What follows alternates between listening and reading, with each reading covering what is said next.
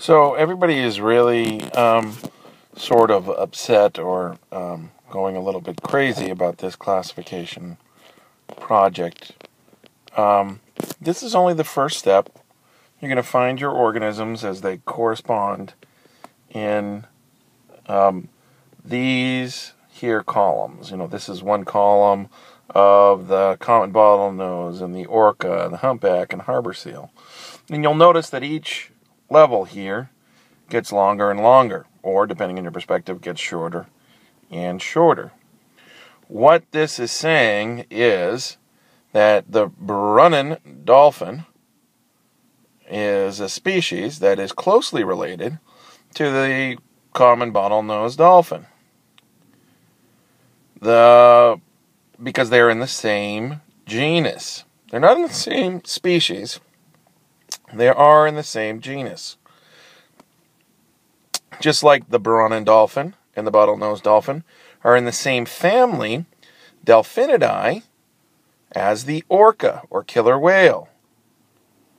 Now, there's a lot of reasons why they're in the same family but not in the same genus. For instance, these guys are almost the same size. They have the same body shape, the same fins, the same dorsal fin shape. However, they are just different enough from each other that they cannot mate and produce fertile offspring. That's why they're in the same genus, but not in the same species. Now, the orca looks almost just like both of them, except it's humongous. It has the dorsal fin, it has flippers, it has the fluked tail, and it has a blowhole, just like these guys have. But you would never confuse an orca for a dolphin, ever. Because it's gigantic, it's gargantuan, it's 3 or 4 times the size of a dolphin. It has big, huge teeth, and its black and white coloring is distinctive that everybody knows what an orca is. But it's close enough that it's in the same family. Now, the humpback whale looks nothing like the other three.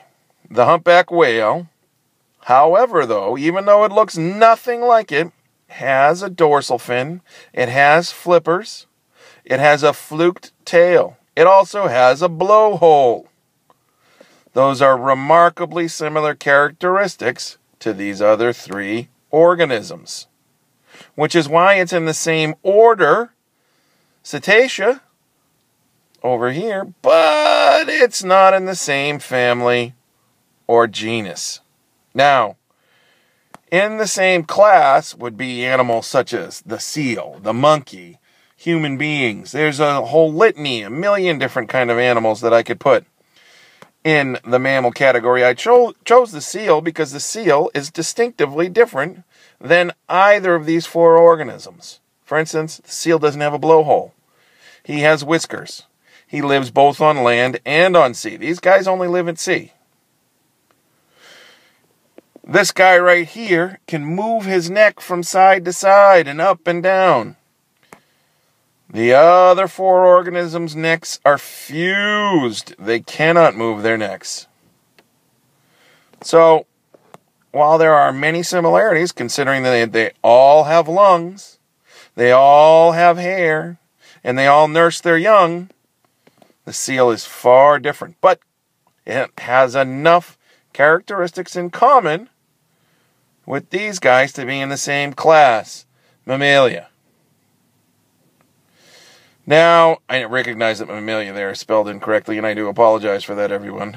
Now, the phylum Chordata simply means every organism that has a spinal cord. They all have a spinal cord.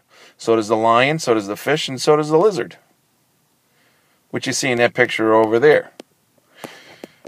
The kingdom is Animalia, and it includes a wide variety of organisms, including the lion, the fish, the lizard, the dragonfly, and even the worm, including these 5 other organisms.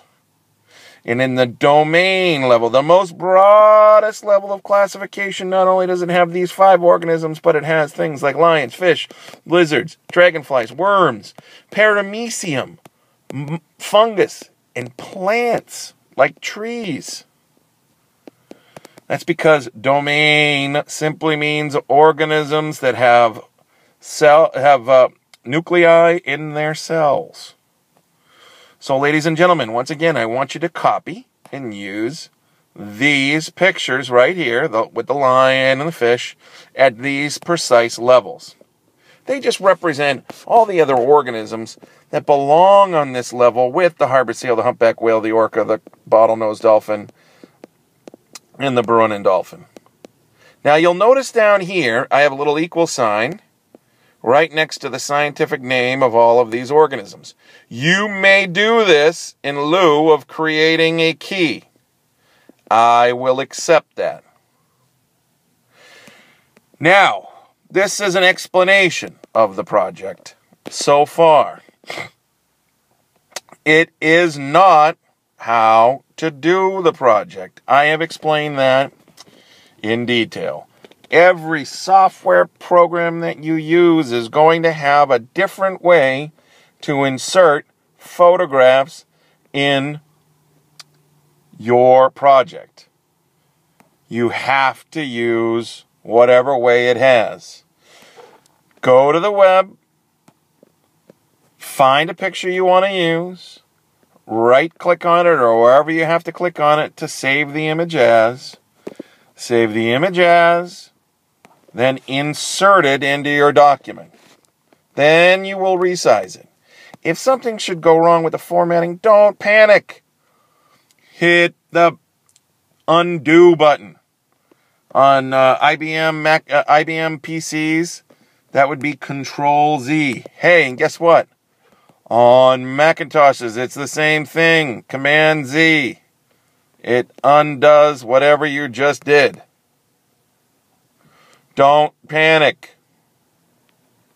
Do not panic.